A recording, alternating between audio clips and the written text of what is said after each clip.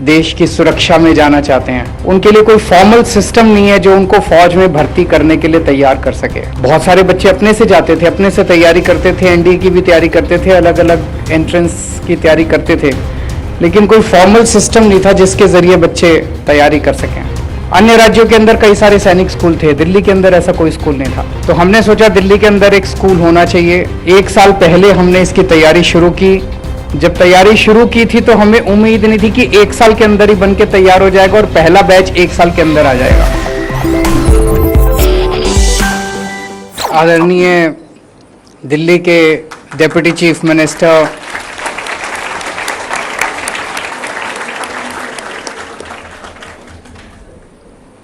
और दुनिया के सबसे अच्छे शिक्षा मंत्री मनीष सिसोदिया जी,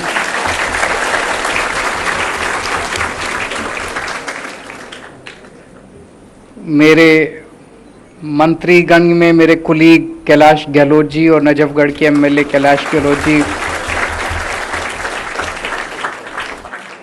हमारे शिक्षा सचिव अशोक कुमार जी, शिक्षा डायरेक्टर हिमांशु जी, दिल्ली सरकार के अन्य अधिकारीगण, प्रिंसिपल, टीचर्स, कैडेट्स, पेरेंट्स, आप सब लोगों को मेरा नमस्कार, सबको मेरा प्रणाम, जय हिंद। आज एक बहुत शानदार सपना पूरा हुआ लगता है। हम लोगों ने 1-2 साल पहले सोचा था कि दिल्ली के अंदर कोई सैनिक स्कूल नहीं है।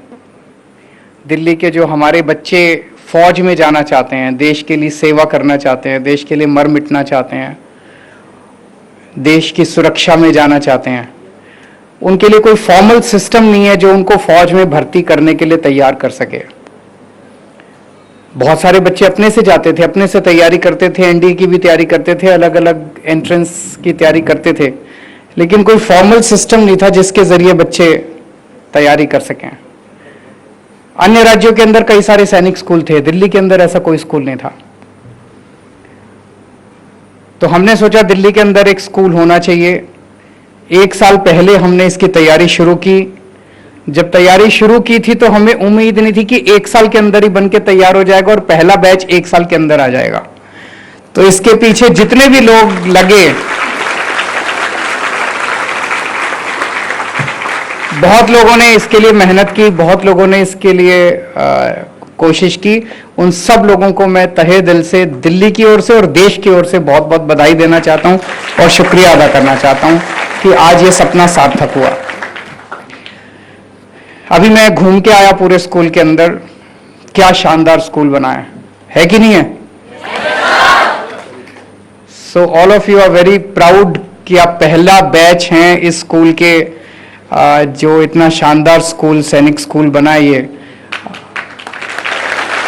और यहाँ पे जितने पेरेंट्स आए हैं उन सारे पेरेंट्स को भी मैं बहुत बहुत बधाई देना चाहता हूँ।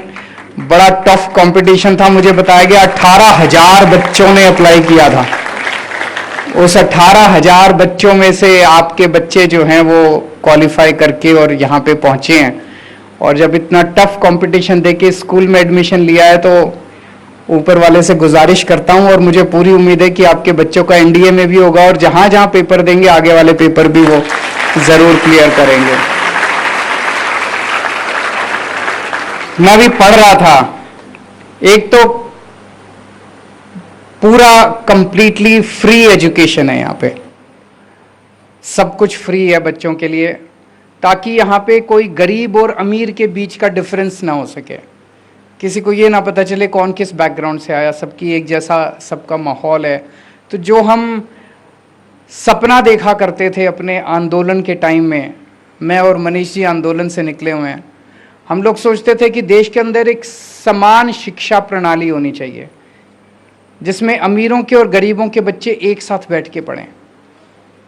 आज इस स्कूल के अंदर भी वही है। मैंने वैसे ही अभी मैं एक जब क्लास में गए कौतूहलवश मैंने पूछ लिया, मैंने कहा कितने बच्चे सरकारी स्कूल से आए? ऑलमोस्ट 80-90% बच्चे सरकारी स्कूल से आए हुए हैं और 10-15% बच्चे प्राइवेट। और बेस्ट एजुकेशन मिल रही है, बेस्ट फैसिलिटीज़ मिल रही है, स्टेट ऑफ द आर्ट सारी फैसिलिटीज़ मिल रही है। यहाँ पे मुझे बताया गया है कि सारी वो ऑफिसर लाइक क्वालिटीज़ सिखाई जाएंगी जो आर्मी में होती है ना, ऑफिसर लाइक क्वालिटीज फौज में होती है।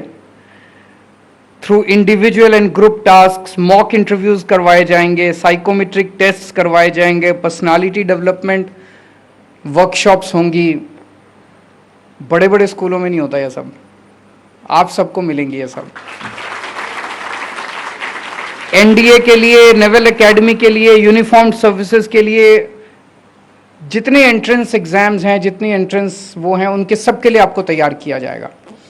जैसे अभी अब जिस स्कूल उसमें क्लास में गए, हमने पूछा क्या पढ़ा रहे हैं, तो टीचर ने कहा ट्रिग्नोमेट्री।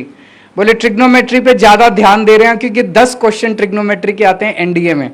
मुझे बहुत अच्छा लगा सुन के कि पेपर के हिसाब से करा रहे हैं कि ज़्यादा से ज़्यादा बच्चे जो हैं वो क्वालिफाई करें और एनडीए के अंदर जाएं। यहाँ पे आपको हम रिटायर्ड सर्विंग ऑफिसर्स जो हैं फौज के, उन एक्सपर्ट्स को बुलाएंगे, उन एक्सपर्ट्स से आपको कोचिंग करवाएंगे। जो ट्रेन्ड इंस्ट्रक्टर्स हैं उनको बुलाया जाएगा, उनसे आपको कोचिंग करवाई जाएगी। हॉस्टल फैसिलिटीज़ बहुत अच्छी हैं और ये Delhi board of school education से एफिलिएटेड है। दिल्ली के जितने बच्चे हैं, दिल्ली के स्कूलों से पास आउट, दिल्ली के रहने वाले, ये यहाँ पे एडमिशन उन सभी बच्चों का होता है। शहीद भगत सिंह के नाम पे स्कूल का नाम रखा गया है, वो सोच समझ के रखा गया है, ऐसे ही नहीं रखा गया। 23 साल की उम्र के अंदर उस युवा ने अपनी जान दे दी, कुर्बानी दे दी, फांसी पे चढ़ गया था। अब हमें कई बार ध्यान नहीं आता कि आज़ादी कैसे मिली थी, कितने लोगों ने कुर्बानी दी थी, किस तरह से आज़ादी मिली थी। बहुत लोगों ने कुर्बानी दी थी। अब तो हम अपना 23 साल की उम्र में तो लड़के अपनी गर्लफ्रेंड ढूंढ रहे होते हैं, नौकरी ढूंढ रहे होते हैं।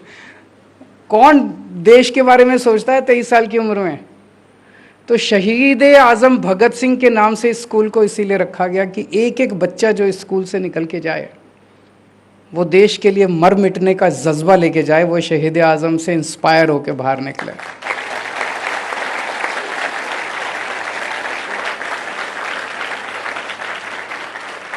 मुझे पूरी उम्मीद है कि आपके अंदर वो अलग अलग तरीके से, अलग अलग एक्सरसाइजेस से, अलग अलग इंस्पिरेशनल लेक्चर से वो जज्बा जरूर भरा जाएगा। लेकिन एक चीज़ हमेशा ध्यान रखना, आपको जो इतनी शानदार ये फैसिलिटीज़ मिल रही हैं,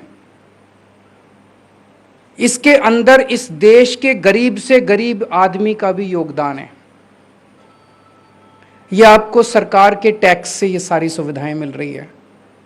और कई बार जब हम आपस में बात करते हैं ना, तो लगता है यार देश में 130 करोड़ लोगों में से 4 करोड़ लोग ही टैक्स देते हैं, 5 करोड़ लोग ही टैक्स। इस देश का गरीब से गरीब आदमी भी टैक्स देता है।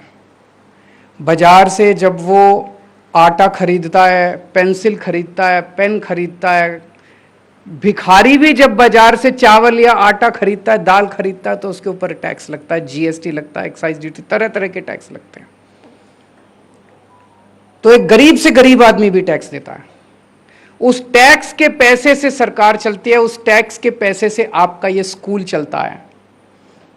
तो आपको बनाने में इस देश के गरीब से गरीब आदमी का योगदान है, उसको हमेशा याद रखना। कई बार एक घमंड आ जाता है, यार 18,000 बच्चों ने परीक्षा दी थी, मैं तो क्वालिफाई होके आया हूं, मैं तो ये हूं, मैं तो वो हूं, एक घमंड आ जाता है। ये याद रखना कि आपकी इस पूरी पढ़ाई के अंदर इस देश का गरीब से गरीब आदमी कंट्रीब्यूट कर रहा है। यहां से पास आउट होके आपको उसका एहसान चुकाना है। ये तो हो गई ट्रांजैक्शनल बात। लेकिन एक कहा जाता है ना, you should not ask what your country has given you, you should ask what you have given to your country. अगर देश ने आपके लिए कुछ भी नहीं किया, भारत हमारी माता है, माँ के लिए, माँ से कभी ये थोड़ी पूछते हैं, माँ का तो प्यार होता है। तो हमारी माता के लिए, भारत माँ के लिए हमेशा सब कुछ न्यौछावर करने के लिए our entire life has to be dedicated towards that.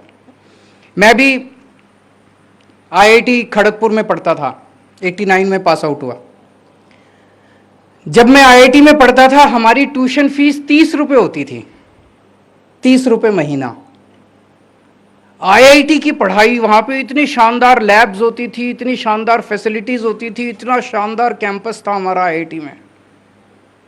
30 रुपये महीने में तो वो पढ़ाई नहीं हो सकती ना। इसका मतलब देश मेरे लिए कितना कुछ कर रहा था। उसी टाइम सोचा था हम लोगों ने कि कई बच्चे बाहर चले गए, विदेश चले गए, विदेश जाके सेटल हो गए। कई लोग जब आप उनसे बात करो वो कहते हैं यार भारत में क्या रखा है, सारे सिस्टम खराब हैं, I don't want to live here anymore, ऐसे कई लोग बोलते हैं और चले जाते हैं। अगर सारे ही बाहर चले गए तो भारत को ठीक कौन करेगा? अपना ही तो देश है। फिर भारत को ठीक करने वाला कौन? हमें ही तो ठीक करना है। जैसा भी है भारत हमारा है, जैसा भी है मेरा देश हमारा है, इसको ठीक भी हमें ही करना है। तो हम सबको मिलके इसको ठीक करना है। तभी मैंने सोचा था बाहर नहीं जाएंगे, यहीं रहेंगे, यहीं लड़ेंगे, यहीं मरेंगे, यहीं कटेंगे और यहीं रह के ठीक करेंगे अपने देश को। तो देश के लिए अपने को जीना है, देश के लिए मरना है। इस भावना के साथ आप सब लोग 12वीं के बाद दुनिया में कदम रखेंगे। मैं पूरी उम्मीद करता हूँ यहाँ पे जितने बच्चे आ रहे हैं, बहुत कठिन टेस्ट देके आ रहे हैं, बहुत कठिन सिलेक्शन प्रोसेस है। मैं पूरी उम्मीद करता हूँ कि आप लोग का सबका जो आपने सपना देखा, हर बच्चे का अपना सपना होता है 11वीं 12वीं के अंदर, मैं ऐसे करूँगा, मैं वहाँ जाऊँगा, मैं ये, भगवान आपका सबका, हर बच्चे का सपना पूरा करे और आप बाहर निकल के जिस भी क्षेत्र में जाएं उसी क्षेत्र में खूब तरक्की करें और खूब देश की सेवा करें। जय हिंद।